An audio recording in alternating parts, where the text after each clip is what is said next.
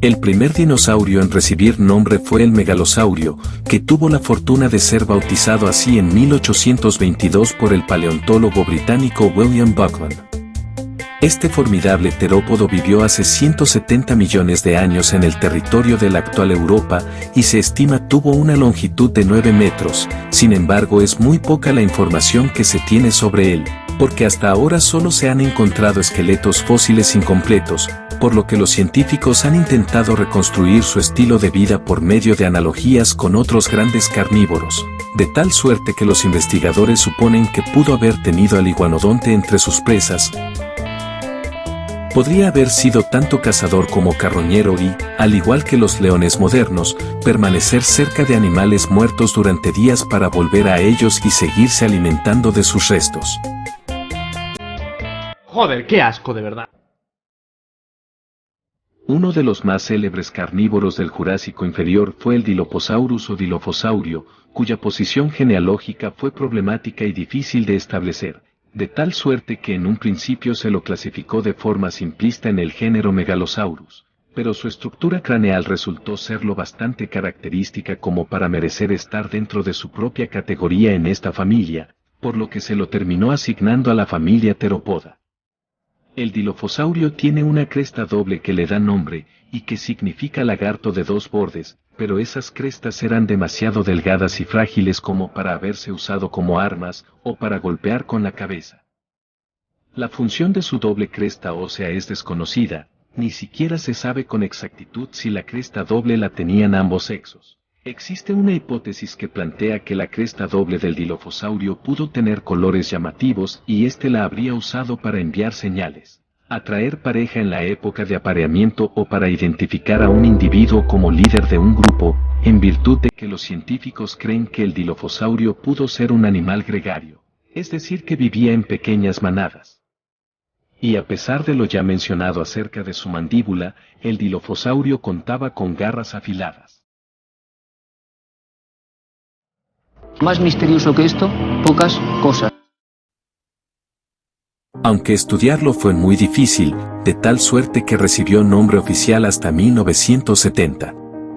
Esto último resulta especialmente significativo si se toma en cuenta que el Dilophosaurio fue descubierto en 1942 por un indio navajo llamado Jesse Williams en el estado de Arizona. Es probable que el Dilophosaurio haya pesado hasta 500 kilogramos, tanto como un oso polar moderno. Este dinosaurio se distingue porque su mandíbula tiene una profunda hendidura tras los dientes delanteros, lo que podría ser un signo indicativo de una dieta de alta especialización que no parecía adecuada para presas grandes. Incluso algunas fuentes mencionan que las mandíbulas del Dilophosaurio eran más débiles que las de otros carnívoros, por lo que es probable que se tratara de un carroñero. El Dilophosaurus vivió hace 190 millones de años, medía 6 metros de largo y poseía unas patas y cola fuertes.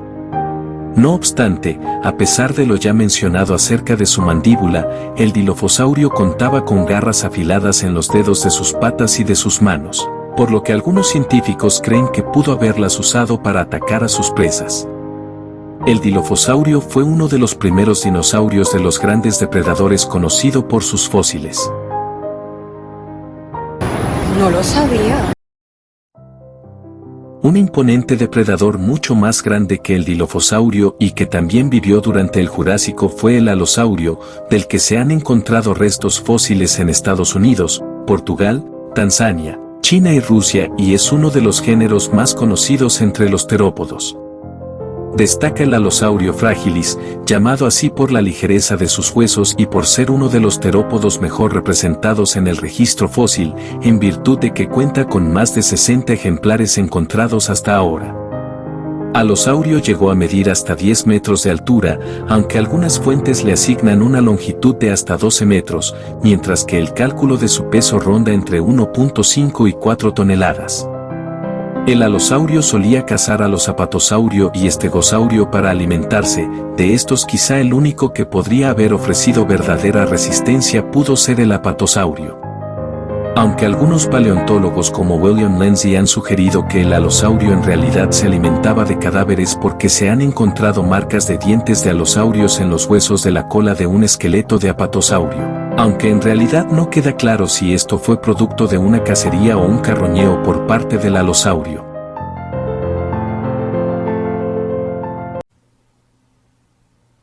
¿Pero qué ha pasado? El primer vestigio de alosaurio descubierto fue un hueso roto de su cola, en el estado de Colorado, Estados Unidos, en 1869.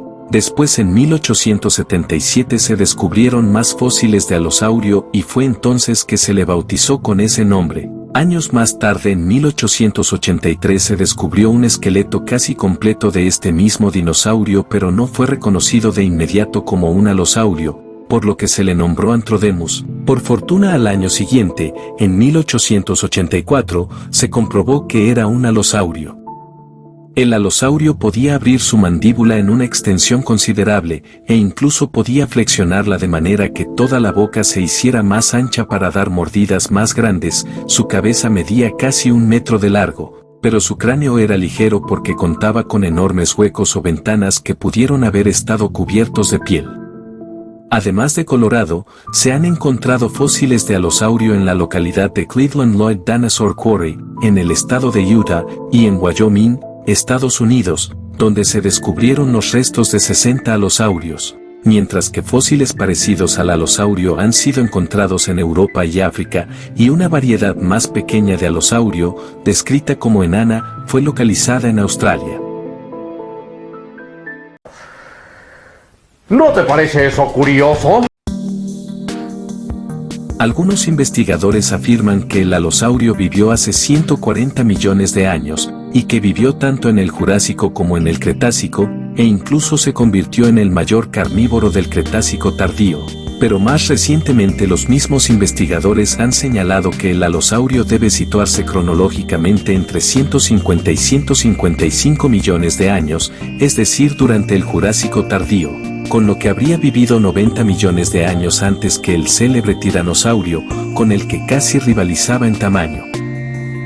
Sea como sea, el alosaurio se desplazaba sobre sus 2 poderosas patas traseras y tenía un grueso cuello en forma de S. Sus extremidades delanteras estaban dotadas de manos con 3 garras de 15 centímetros de longitud, mientras que su boca tenía dientes en forma de sierra y orientados hacia atrás, de manera que podía trinchar la carne con facilidad. A su vez, cada diente era de 10 centímetros de longitud. Es posible que los alosaurios se unieran para atacar en grupo cuando su objetivo eran presas mayores que ellos, mientras que podrían haber dado cuenta en solitario de las presas menores. Es raro, pero a la vez maravilloso. Pero no todos los carnívoros eran de proporciones tan grandes como el alosaurio.